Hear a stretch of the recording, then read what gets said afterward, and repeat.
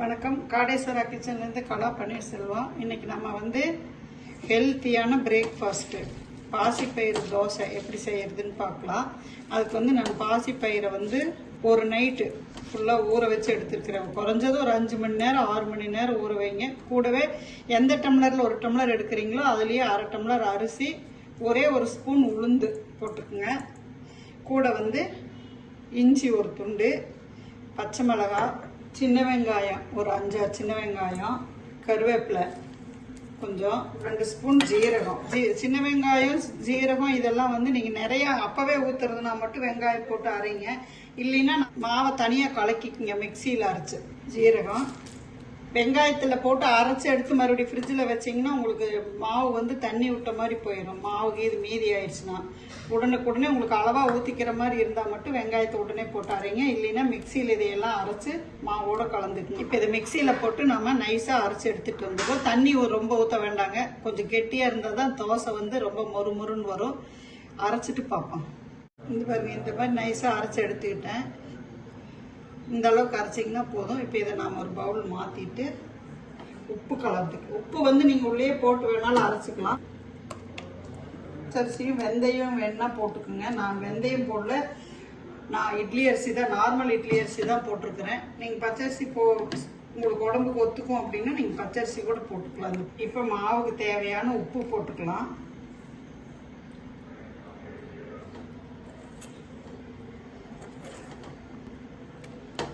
மாவு மட்டும் ரொம்ப தண்ணி விட்டுறாதீங்க, கொஞ்சம் பார்த்து கரெக்டாக கலந்துக்கணும், அவ்வளோதான்.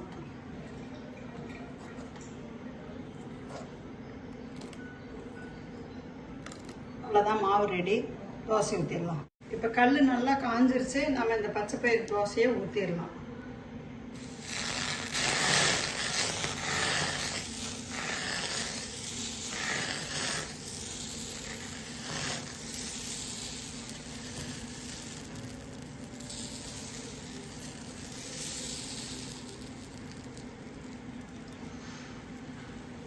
மறுபடியும் அளவு சொல்கிறேன். ஒரு டம்ளர் பாசிப்பயிறு எந்த டம்ளர் எடுக்கிறீங்களோ அந்த டம்ளர்லேயே எடுத்துக்கோங்க. அரை டம்ளர் வந்து அரிசி, நீங்கள் அது பச்சரிசி வேணாலும் போட்டுக்கலாம், இல்லை புழுங்கல் அரிசி வேணாலும் போட்டுக்கலாம். உளுந்து ஒரு ஸ்பூன் அளவுக்கு போட்டுக்குங்க. உளுந்து வேண்டான்னு நினைக்கிறவங்க வெந்தயம் வேணாலும் போட்டுக்கலாம்.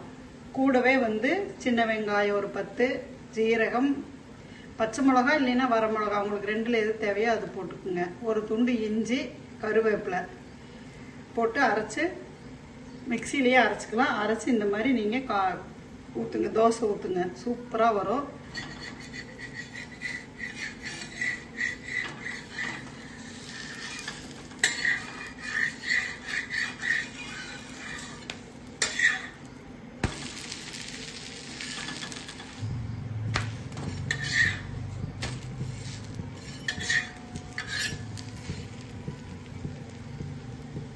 மீடியம் ஃப்ளேமில் வச்சு 2 பக்கம் நல்லா வேக வச்சு எடுத்துருங்க.